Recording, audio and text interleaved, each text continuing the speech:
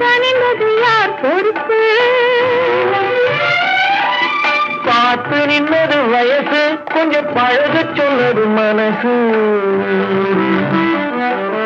பார்த்து நின்னது வயசு, கொஞ்சம் பழக சொன்னது மனசு. ஆனா பயம் இருக்குது, காரணம் இந்த பாடம் எனக்கு புதுசு. காதல் எனக்கு புதுசு.